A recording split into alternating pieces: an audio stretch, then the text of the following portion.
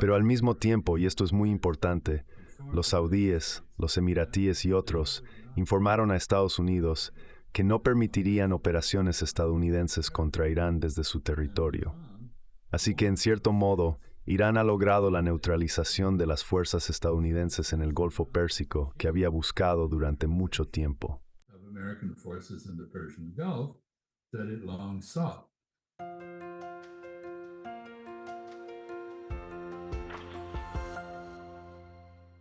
Hello, everybody. This is Pascal from Neutrality Studies, and today I have the Hola a todos. Soy Pascal de Estudios de Neutralidad y hoy tengo el gran placer y honor de hablar nuevamente con el embajador Chas Freeman.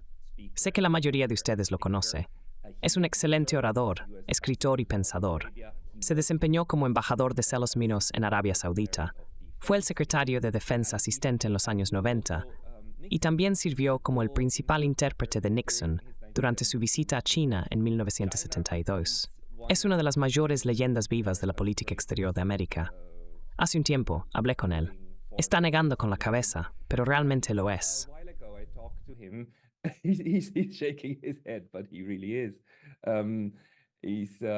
Hace un tiempo habló sobre Medio Oriente y mencionó que, con el realineamiento entre Irán y Arabia Saudita y otros eventos, tendría mucho más sentido pensar en esta región como Asia Occidental, en lugar del término eurocéntrico Medio Oriente. Esto fue antes del 7 de octubre, antes del inicio de lo que debe describirse como genocidio, del cual estoy absolutamente seguro que será recordado en la historia mundial como tal. Así que, embajador Freeman, bienvenido al programa y gracias por tomarse el tiempo para proporcionar una actualización. Bueno, gracias por los halagos.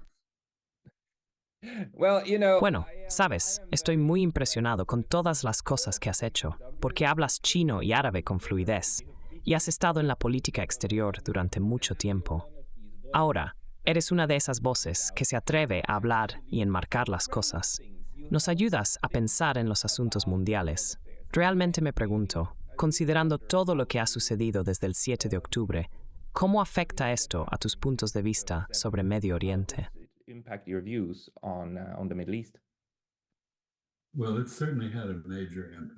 Bueno, ciertamente tuvo un gran impacto. Inicialmente yo era un fanático del sionismo en la década de 1950. Admiraba lo que pensaba que Israel representaba. Sin embargo, a medida que observaba las acciones de Israel con el tiempo, mi perspectiva cambió de escepticismo a crítica. He llegado a entender varias cosas sobre el derecho a existir. ¿Qué significa? Implica que nadie más tiene el derecho a existir entre el río Jordán y el mar. Esta es una afirmación positiva de una proposición negativa, que es integral al sionismo. Esencialmente, desde el principio, la frase "un pueblo sin tierra para una tierra sin pueblo", no había gente en Palestina.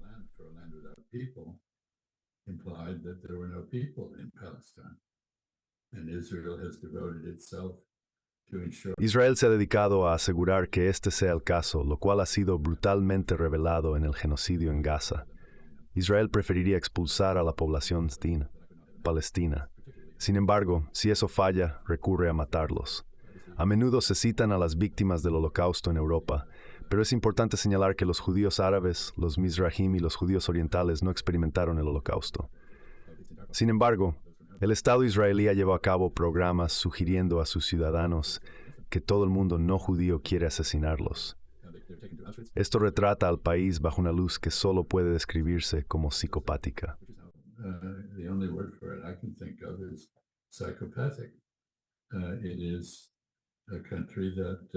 El país ha deshumanizado a la población indígena hasta tal punto que su gente no siente remordimientos por el asesinato masivo, incluyendo el asesinato de mujeres, niños y bebés. Teólogos en Israel han justificado esto. No podría haberme imaginado esto, y no puedo imaginar nada más alejado de los principios del judaísmo tal como lo he conocido en Occidente. Por lo tanto, he llegado a la conclusión de que el sionismo no es judaísmo, no es humano. No se basa en el razonamiento ético llevado a cabo a través de la erudición, que es la esencia del judaísmo. En cambio, es una forma fascista de nacionalismo, y estamos presenciando eso.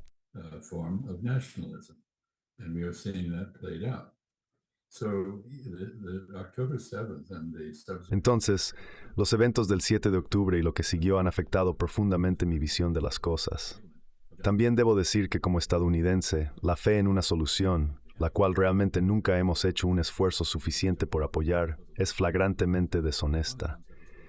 Creo que nos despoja de cualquier credibilidad restante cuando implica este tipo de duplicidad, engaño, deshonestidad, hipocresía y dobles estándares. Condenamos a Rusia por su guerra en Ucrania, que sin duda ha incluido graves violaciones de los derechos humanos ucranianos. Por otro lado, no condenamos a Israel por cometer actos que son mucho más atroces y letales. Esto me angustia profundamente. No he podido dormir bien durante 6 meses.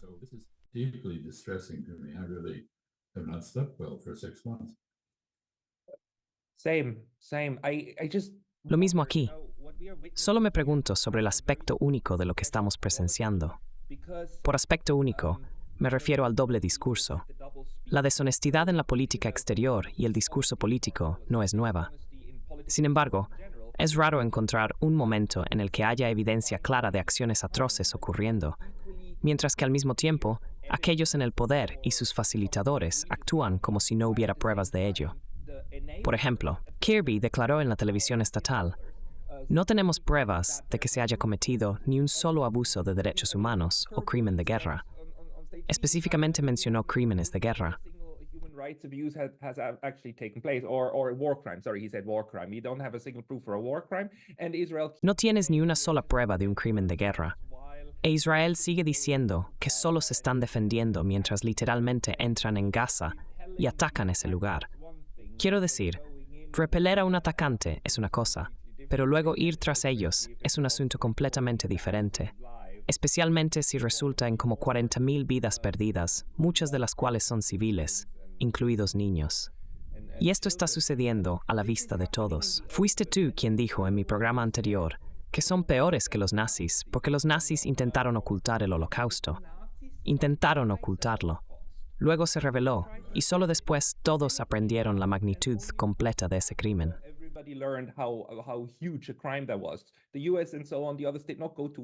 Ese menos y otros países no entraron en la Segunda Guerra Mundial para detener el Holocausto. Se unieron a la guerra porque Japón los atacó, y luego Hitler declaró la guerra a Estados Unidos, lo cual fue un error estratégico. Esta es la primera vez que estamos presenciando un crimen masivo cometido abiertamente y con intención estratégica. Mientras tanto, el mundo occidental parece estar ignorándolo. Sin embargo, el resto del mundo, incluyendo Rusia, China y los países sudamericanos, pueden ver claramente lo que está sucediendo. Todos lo están reconociendo como algo indignante. Esta situación plantea la pregunta de cómo cambiará la dinámica de la política global.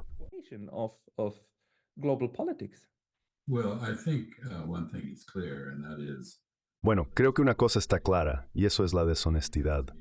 Pero Estados Unidos no se queda atrás. Piénsalo. Israel atacó una embajada en Damasco. Esto es una violación de una de las normas más básicas de las relaciones internacionales, normas que se remontan a miles de años. Y Estados Unidos, Gran Bretaña y Francia vetaron la condena. El secretario de Asuntos Exteriores británico dijo que la represalia de Irán, muy cuidadosamente tramada, performática y simbólica, fue desproporcionada al ataque contra la embajada, en el cual un general, diplomáticos y otros fueron asesinados. Irán señaló sus intenciones muy cuidadosamente.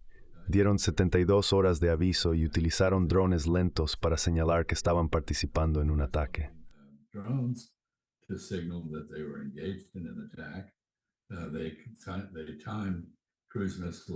Sincronizaron misiles de crucero y misiles balísticos para coincidir con la llegada de esos drones. Se enfocaron puramente en objetivos militares, evitando los civiles, y lograron impactar exitosamente estos objetivos militares. La magnitud del daño es incierta porque los israelíes no han sido honestos al respecto. Sin embargo, parece que en una base importante en el sur, su precisión fue notable. Impactaron la piscina del club de oficiales y un edificio anexo. Nadie murió. Permitieron que Israel movieran los F-35, que había realizado la incursión en Nasco. Esto denomtado stav Keith Streaming, aber cooler for the Ford.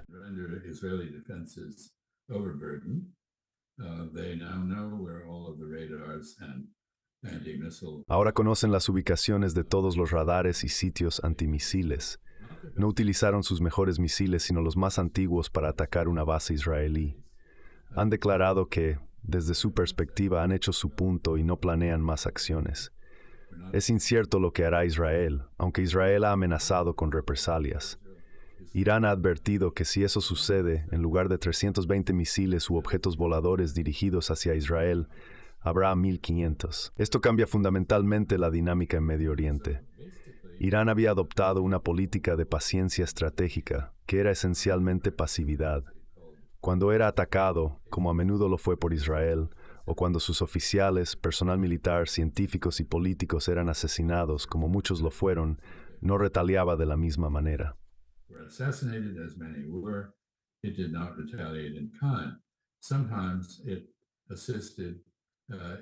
A veces asistía a sus clientes, por ejemplo, en Líbano, para llevar a cabo algún tipo de acto de represalia, pero nunca actuó directamente. Con protección, que discutiré en un momento, tenía carta blanca en Medio Oriente y podía actuar con impunidad. Eso ya no es el caso. Al costo de quizás 20 millones en lanzamientos de misiles, incluidos drones que cuestan unos pocos miles de dólares y misiles de crucero, Irán probablemente le costó a Israel 1.3 mil millones en esfuerzos de defensa. Logró causar pánico en la población israelí durante el transcurso del fin de semana. Demostró que puede abrumar las defensas de Israel si así lo decide. Y también mostró que Israel no puede defenderse sin la participación activa de Estados Unidos, el Reino Unido y Francia en su territorio.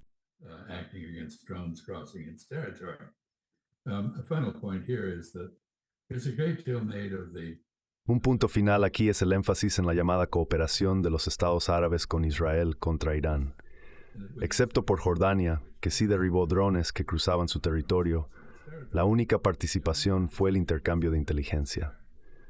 Específicamente, Arabia Saudita y otros informaron a los Estados Unidos e Israel sobre las trayectorias de misiles que cruzaban su territorio. Al mismo tiempo, y esto es crucial, los saudíes, los emiratíes y otros le dijeron a los Estados Unidos que no permitirían operaciones estadounidenses contra Irán desde su territorio. De cierta manera, Irán ha logrado neutralizar a las fuerzas estadounidenses en el Golfo Pérsico, uno perseguido durante mucho tiempo.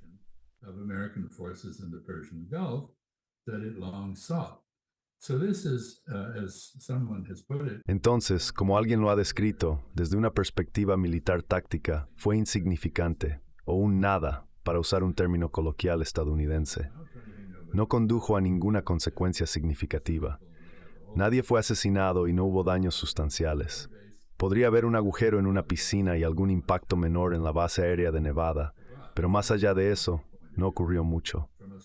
Sin embargo, desde una perspectiva estratégica y de poder blando, fue un tremendo éxito. Irán logró su objetivo y dejó a Israel enfrentando un dilema intolerable.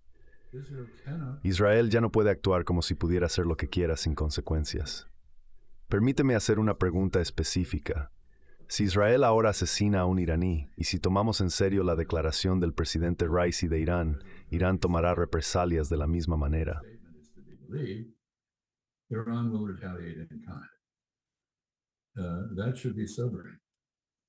Eso debería ser motivo de reflexión. No ha sido el caso de que la fuerza haya sido quebrantada. Además, ahora hay personas en Teherán que por primera vez están diciendo abiertamente que para contrarrestar a Israel van a tener que considerar la posibilidad de volverse nucleares. Así que Israel ha cruzado una línea. Y recordemos, esto no fue una provocación iraní. Los israelíes atacaron un objetivo sacrosanto, un objetivo que tiene significado diplomática, a saber, la embajada de Irán en Damasco. Irán se vio en una posición en la que tuvo que responder. Aparentemente, los israelíes malinterpretaron la situación. Pensaron que, como en el pasado, a pesar de su escalada contra Irán, Irán continuaría ejerciendo restricción estratégica.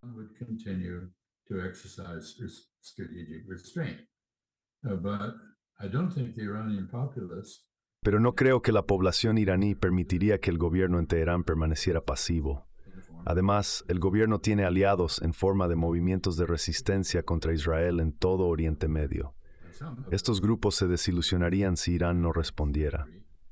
Algunos podrían argumentar que estos movimientos han demostrado ser incapaces y carecer de voluntad, pero yo no estoy de acuerdo. Organizaciones como Hezbollah claramente no comparten esta visión.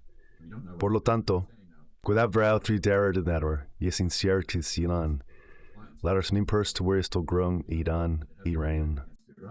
If it does that, we don't know what's going to happen. The final notion here is that La noción final aquí es que el señor Netanyahu no logró alcanzar su objetivo de 35 años de generar una guerra contra Irán, que traería a Estados Unidos al lado de Israel para destruir a los políticos en Israel y en Capitol Hill en Washington. Que Irán tiene un programa de armas nucleares. Lo que Irán sí tiene es un programa para alcanzar la latencia nuclear. En caso de que se tome una decisión, aún no se ha tomado ninguna decisión. Aparentemente, construir una bomba. Y lo que ahora estamos viendo en Irán es un debate sobre tomar la decisión de construir una bomba. Así que desde todos los puntos de vista, esto es un desastre para Israel, para Occidente, y deja la situación muy incierta. and it leaves the situation very uncertain. I absolutely agree. I wonder why Estoy completamente de acuerdo.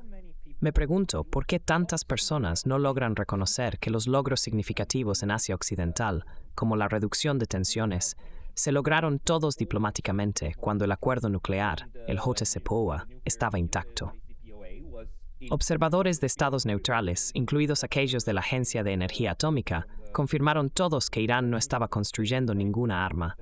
Esto fue un gran logro y fue saboteado en 2000.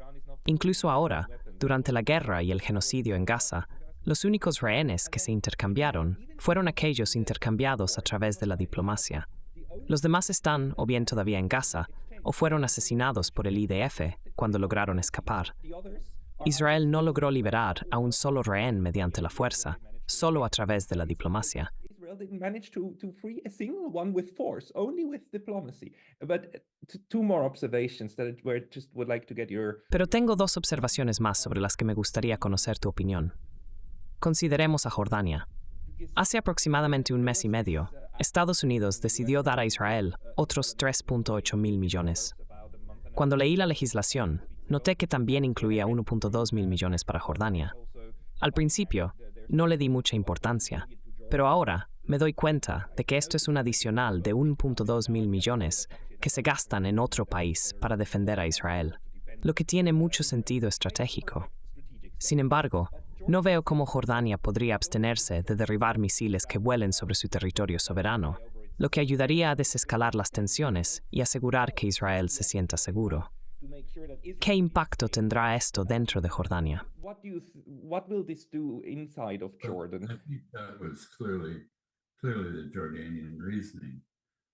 Claramente, el razonamiento del gobierno jordano era evitar un conflicto más amplio. Sin embargo, hay una complicación porque la mayoría de los jordanos son de ascendencia palestina. Esto pone a Jordania en un constante acto de equilibrio, especialmente ya que muchos jordanos están molestos por el papel de su país en ayudar efectivamente a defender a Israel. La lógica estratégica, como has mencionado, es clara. Israel quiere asegurar su seguridad sin sentir la necesidad de invadir el espacio aéreo jordano, haciendo de esto una estrategia defensiva. Este enfoque fue luego expandido para incluir a Jordania, permitiéndole beneficiarse financieramente. Esa es la situación.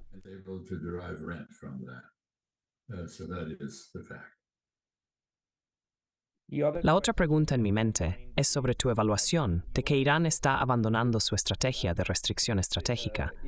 Ha demostrado que puede abrumar las defensas iraníes.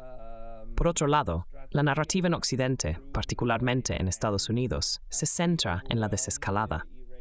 Estados Unidos está creando una narrativa que retrata a Irán como débil, enfatizando que todos los ataques iraníes fueron interceptados exitosamente. Esta narrativa tiene como objetivo desescalar las tensiones y desalentar a Israel de tomar cualquier acción militar. En este momento, tenemos una situación interesante donde Stellus Meninese claramente quiere evitar la guerra y está aconsejando a Israel que se abstenga de cualquier respuesta militar. Clearly, and tells the Israelis don't Les dicen que no tomen represalias. No queremos esto, dicen. Pero la decisión finalmente recae en Israel. Mi preocupación es que la estrategia de Israel ha sido completamente opuesta a la de Irán. Mientras que Irán ha mostrado contención, el enfoque de Israel ha sido represaliar de manera abrumadora.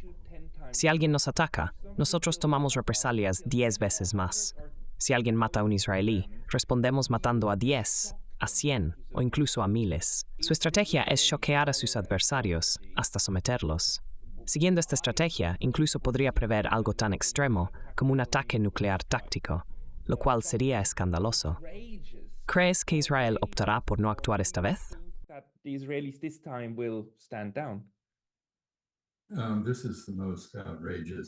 Este es el gabinete más descaradamente beligerante que Israel ha tenido jamás, compuesto en parte por fanáticos, lo cual no es tranquilizador. Quiero destacar varios puntos. Irán está desesperado por evitar una guerra con Israel y los Estados Unidos. De hecho, informes sugieren que Irán ofreció concesiones a los Estados Unidos para prevenir represalias contra Israel, indicando una disposición a hacer intercambios políticos. Esto solo cambió cuando los Estados Unidos mostraron determinación. Mientras tanto, se informa que el Congreso de Estados Unidos está a punto de apropiar fondos para reembolsar a Israel por sus acciones y permitirles continuar. Irán ha mostrado una gran contención. La administración Biden ha respondido de manera ejemplar a las acciones iraníes, defendiéndose mientras intenta disuadir a Israel de continuar el conflicto.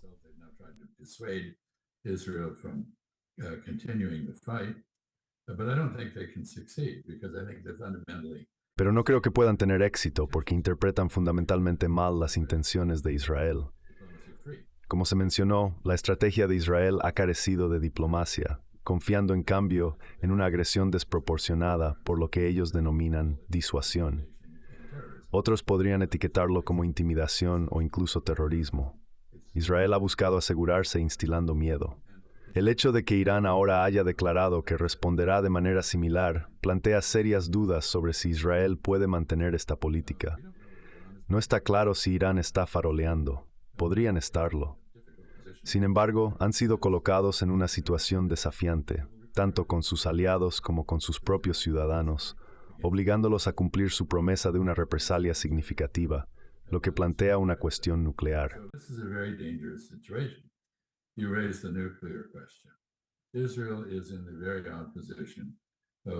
Israel se encuentra en la peculiar posición de no confirmar ni negar su posesión de armas nucleares, mientras simultáneamente se jacta de ellas y amenaza a otros con su uso.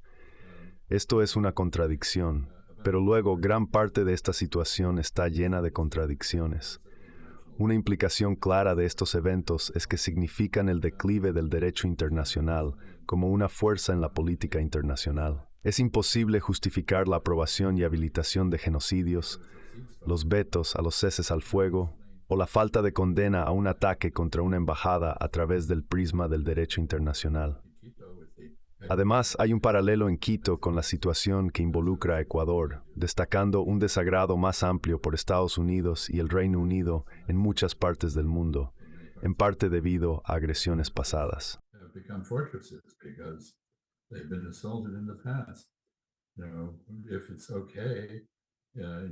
Si atacar una embajada se considera aceptable bajo el llamado orden basado en reglas, entonces debemos preocuparnos. Estamos presenciando el colapso de los principios que han gobernado los asuntos internacionales a través de reglas desde el siglo XVIII. Hay muchos ejemplos, pero la situación más alarmante está en Medio Oriente. Israel ha dejado claro consistentemente que no es signatario del Tratado de No Proliferación, no está sujeto a inspecciones y ha desarrollado sus armas nucleares en secreto mientras engañaba al público sobre sus acciones. Sospecha que Irán podría estar siguiendo un camino similar.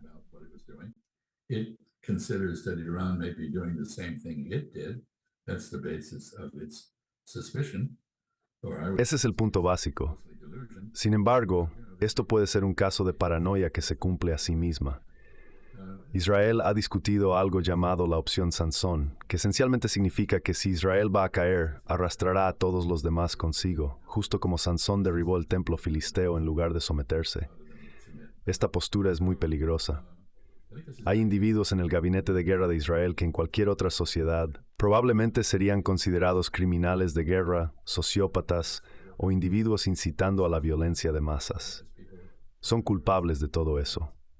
Entonces, ¿qué podemos concluir? En última instancia, alguna restricción sobre Irán podría ser impuesta por la creencia de que los israelíes están lo suficientemente desesperados como para terminar todo con armas nucleares. Pero eso es difícilmente tranquilizador.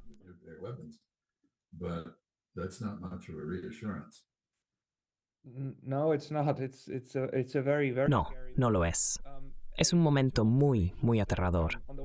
Sin embargo, tengo dos observaciones. Por un lado, me encuentro en una situación extraña.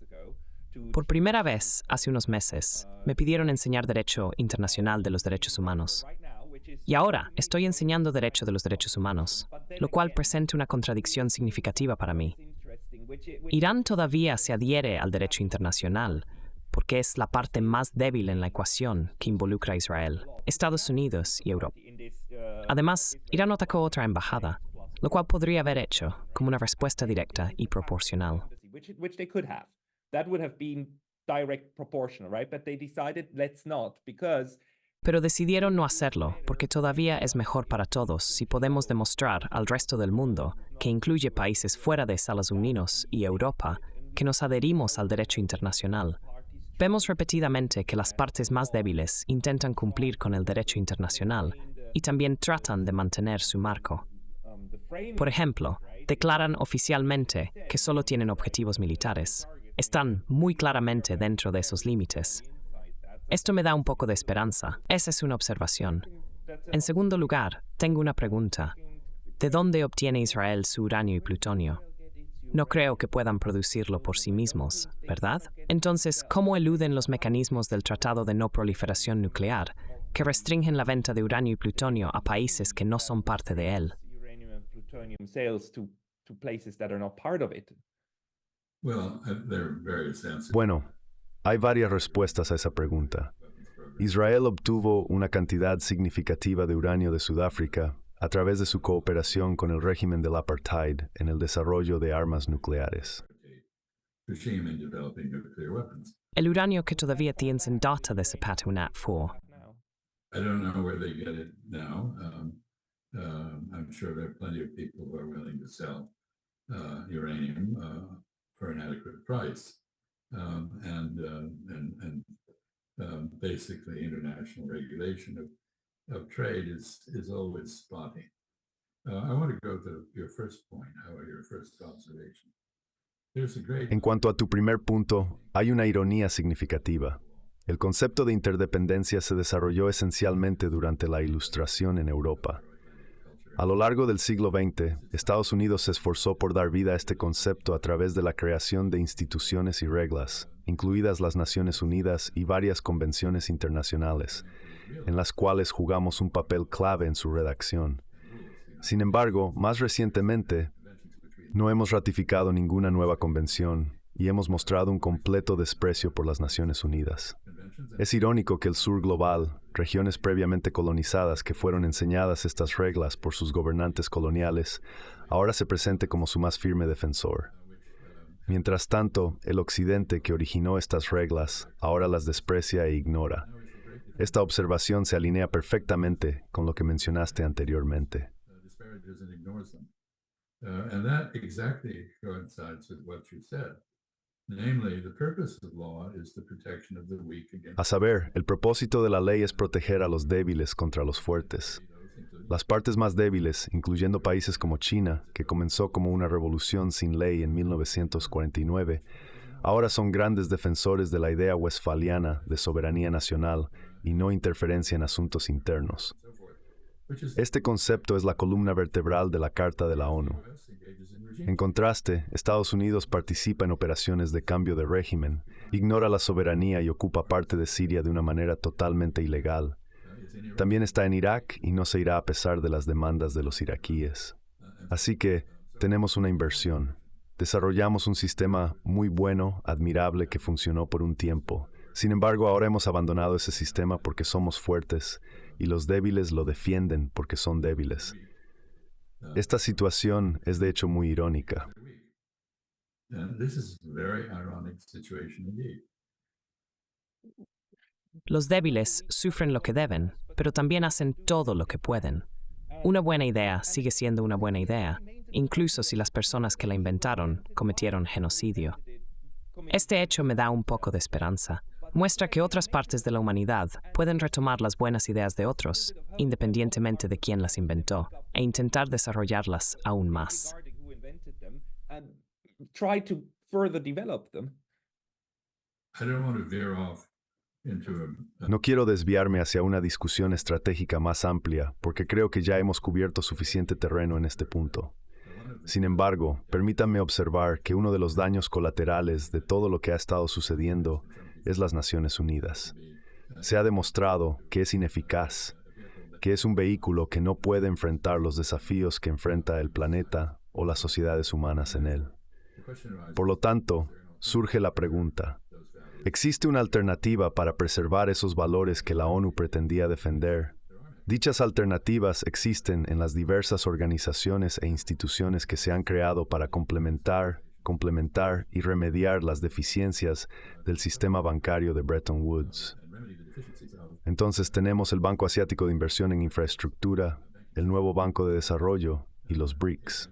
Investment Bank, we have the New Development Bank, we have the BRICS, we have a whole series of institutions arising.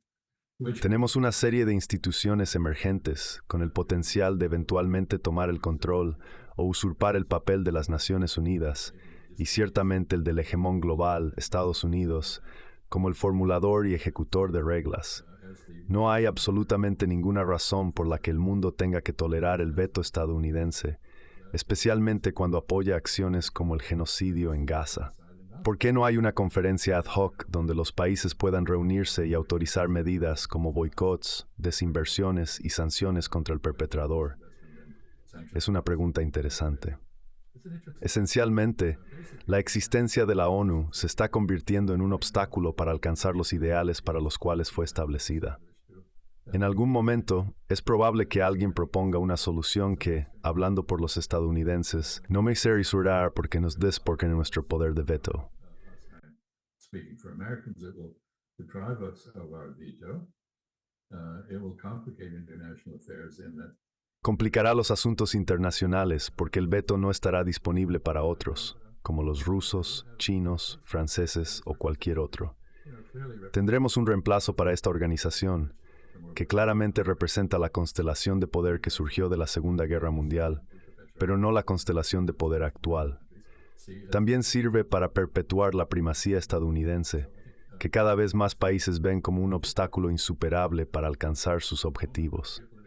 Entonces, creo que estamos en un momento geopolítico, un cambio de era, si se quiere, y no lo estamos reconociendo plenamente. Hay razones para eso, pero ¿siguen siendo válidas esas razones hoy en día? Quizás la solución se deba encontrar en Bermudas, Andorra, Liechtenstein o incluso Suiza.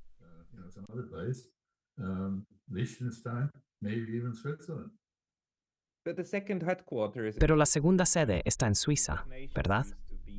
Esto es porque allí estaba la Liga de Naciones. Esta es la razón principal por la que estudio la neutralidad. A medida que vemos desmoronarse el orden actual y avanzar hacia la multipolaridad, y como somos testigos del experimento de 100 años de la ONU y la Liga de Naciones, que pretendía crear una estructura de arriba hacia abajo, como una pirámide, y ha fallado. No ha logrado lo que se suponía que debía hacer, y todo el mundo lo está viendo. Como bien mencionaste, ahora estamos presenciando el desarrollo gradual de arreglos regionales como los BRICS, la ASEAN y la Unión Africana. Estas organizaciones se están acercando más, formulando mecanismos de resolución de problemas y reemplazando lo que la ONU debería estar haciendo. En esta nueva constelación, será cada vez más importante tener actores que puedan servir como terrenos de encuentro neutrales. Estamos viendo cómo Qatar y Omán están sirviendo como mediadores. How Oman is serving as a mediator. they're having second thoughts as we speak. Están teniendo segundas opiniones debido a las críticas. Estamos viendo el desbordamiento de esto. Mencionaste el legado de la Liga de Naciones y la presencia en Suiza, particularmente en Ginebra. La organización ha sido saboteada por los Estados Unidos, resultando en un aumento de los arreglos regionales y bilaterales para la liberalización del comercio y la gestión de disputas. Esto se debe a que la OMC ya no puede cumplir ese propósito. Sin embargo, hay otros efectos de desbordamiento. But there are other spillover effects. Look at the destruction of freedom of speech in Germany. Mira la destrucción de la libertad de expresión en Alemania, por ejemplo. Esto es bastante extraordinario. El aparato de seguridad nacional alemán ahora tiene la intención de silenciar a cualquiera que critique o haga comentarios considerados críticos hacia Israel, incluyendo negar la entrada a esas personas, desmantelar conferencias y arrestar gente. Este tipo de actividad cuasi totalitaria habría sido inimaginable antes de los eventos recientes. Alemania una vez fue considerada una democracia modelo, pero está perdiendo ese carácter, al igual que otros países. It's losing that character, and so are others. En nombre de defenderlo, en realidad estás destruyendo lo que pretendes proteger. Es tan trágico, ¿verdad? Trágico. So tragic. That is always the case. Every revolution. Toda revolución ocurre para reinstaurar valores míticos del pasado, y toda contrarrevolución sucede para defender esos valores. Ambas son muy destructivas. Así que, aquí estamos. De todos modos, creo que tengo que irme, pero te deseo un día agradable en Japón. And I wish you a pleasant day in Japan. Muchas gracias, embajador Freeman, por su tiempo hoy. No tsunamis, No hay tsunamis, no hay tifones y una comida agradable, quizás algo de yakitori. maybe some yakitori. Conseguiré algo esta noche. Muchas gracias, embajador Freeman. Todo lo mejor para usted y disfrute su bebida. ¿De acuerdo? Adiós.